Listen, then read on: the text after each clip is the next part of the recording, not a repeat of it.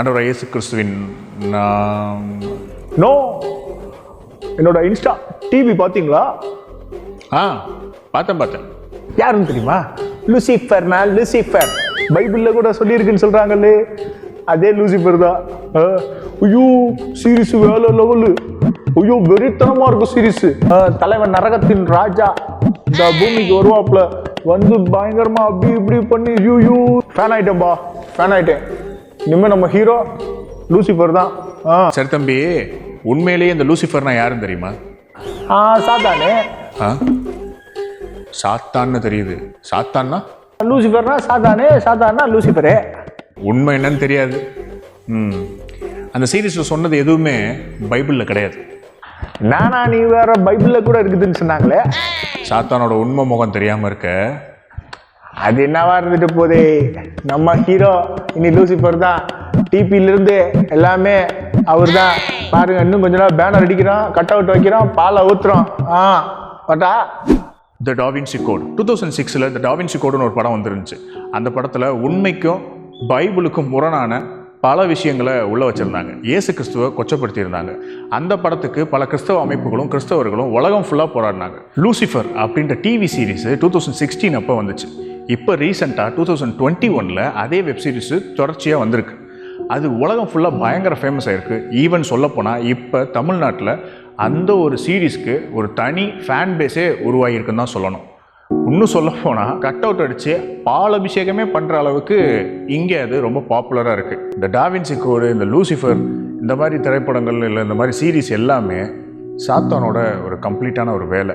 என்னென்னா பைபிளை பொய்யை நிரூபிக்கணும், இயேசு கிறிஸ்து பக்கத்து மக்கள் போயிடக்கூடாது அப்படின்றதுல சாத்தான் ரொம்ப கவனமாக இருக்கான். இந்த லூசிஃபர்ன்ற சீரீஸ் எடுத்துக்கிட்டிங்கன்னா அதில் வந்து சாத்தான ஒரு ஹீரோ மாதிரி காட்டுவாங்க.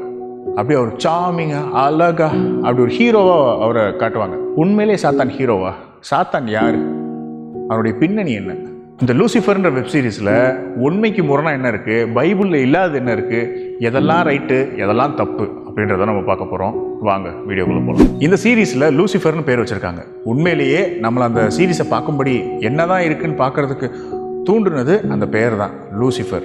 இது பைபிள்லேருந்து எடுக்கப்பட்டதுன்னு எல்லாருக்குமே தெரியும். எங்கே இருக்குது அப்படின்னு பார்த்தீங்கன்னா ஏசாயா 14:12 அதிகாலையின் மகனாகிய விடுவெள்ளியே அப்படின்னு சொல்லி தமிழில் இருக்குது. ஆங்கிலத்தில் ஓ லூசிஃபர் அப்படின்னு சொல்லியிருக்கு. அந்த சீரீஸ்லேயுமே அவரை லூசிஃபர் த மார்னிங் ஸ்டார் அப்படி தான் சொல்லுவாங்க. முதல் இந்த லூசிஃபர்ன்றது யார்? அந்த சீரீஸில் சொன்ன மாதிரி பூமிக்கு வெக்கேஷனுக்கு வந்த ஒரு சாத்தானா? கிடையாது. பைபிள் என்ன சொல்லுதுன்னு பார்க்கலாம். எசேக்கியேல் 28:14 நீ காப்பாற்றுகிறதற்காக அபிஷேகம் பண்ணப்பட்ட கேரு, தேவனுடைய பரிசுத்த பர்வதத்தில் உன்னை வைத்தேன், அக்கினிமயமான கல்களின் நடுவே உலாவினாய். இவன் ஆண்டவருடைய சமூகத்தில் இருந்த ஒரு கேரு தான் இந்த லூசிஃபர் என்ற சாத்தான். ஆண்டவரோட இடத்துல ஆண்டவரோட இருந்த இந்த கேரு இவன் ஏன் கீழே தள்ளப்பட்டான், ஏன் சாத்தானா மாறினான் அப்படின்னு பார்த்தா வேதத்தில் சொல்லியிருக்கு.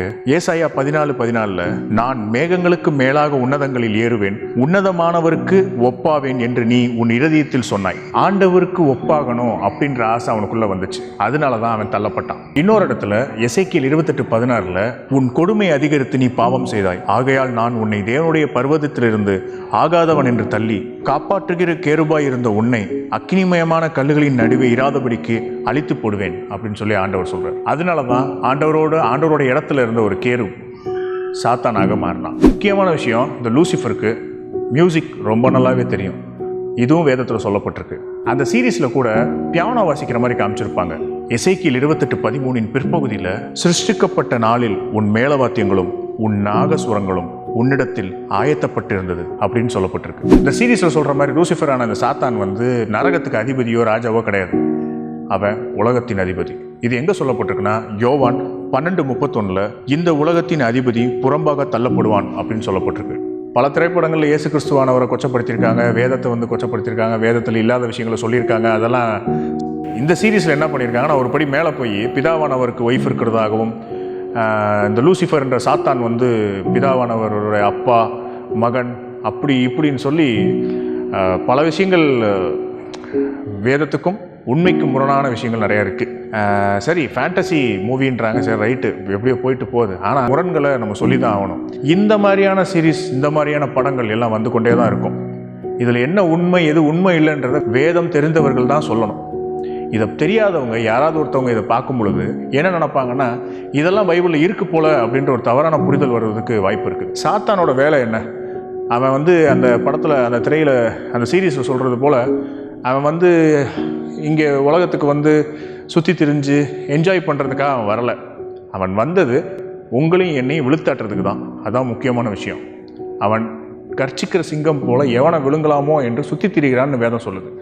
சாத்தானோட முக்கியமான வேலை ஆண்டவரை விட்டு ஆண்டவர் கிட்ட ஒருத்தன் போகாமல் தடுத்து அவனை நரகத்துக்கு கூட்டு போகணும். நரகத்தின் ராஜாலாம் அவன் கிடையாது. இந்த நரகம் அவனுக்கும் தான் ரெடியாக இருக்குது. ஆண்டவர் வரும் பொழுது அவனையும் நரகத்தில் அவர் போட தான் போகிறார். 2 கொரிந்தியர் 4:4 சுவிசேஷத்தின் ஒளி யார் மேலேயும் பிரகாசிக்க கூடாதுன்றதுல ரொம்ப ரொம்ப கவனமாக இருக்கிறவன் தான் இந்த சாத்தான். இவன் ஹீரோவாக இருக்க வாய்ப்பே கிடையாது. பலருடைய கண்களை இவன் குருடாக்கியிருக்கான், பலரை விழுங்கியிருக்கான், பலரை நாசமாக்கியிருக்கான். உங்களுக்குன்னு இருக்கிற ஒரு லைஃப்பை, உங்களுக்குன்னு ஆண்டவர் வச்சிருக்கிற திட்டத்தை கெடுத்து போடுறது தான் இந்த சாத்தானோட வேலை. அவன் ஹீரோவாக இருக்க வாய்ப்பே கிடையாது. இயேசு கிறிஸ்துவானவர் சிலுவையில் அவனோட தலையை மிதித்து அவனை 0 ஆக்கிட்டார். உண்மையான ஹீரோ இயேசு கிறிஸ்து தான். இயேசு கிறிஸ்துவை அண்டி வரும் பொழுது அவர் உங்களை இரட்சிக்கிறவராக இருக்கிறார். தன்னுடைய இரத்தத்தினால் உங்களுடைய பாவங்களை கழுவுகிறவராக இருக்கிறார். உங்கள் பாவத்தை கழுவி இங்கே வாழ்கிறப்ப சந்தோஷமான வாழ்க்கையும், செத்த பிறகு சொர்க்கத்து வாழ்க்கையும், அவரோட சந்தோஷமான ஒரு வாழ்க்கையை கொடுக்க அவர் ஆயத்தமாக இருக்கிறார். சிந்தித்து பாருங்கள். கிறிஸ்தவர்களாகிய நாம வேதத்தை நம்ம ஸ்ட்ராங்காக படிக்கணும், தினமும் படிக்கணும். ஆண்டவர் நமக்கு கொடுத்த தேவனுடைய வார்த்தையை ஒழுங்காக கிரமமாக நம்ம படிக்கணும். அதே போல் இது போல் தெரியாத சந்தேகத்தோடு இருக்கிற பலர் அறியாமல் இருப்பாங்க. அவங்களுக்கு என்ன இருக்குது, வேதத்தில் என்ன சொல்லப்பட்டிருக்குன்னே தெரியாது. உண்மையை உறக்க சொல்லணும். நீங்கள் உண்மையை உறக்க சொல்லலை அப்படின்னா பொய்கள் தான் சென்றடையும்.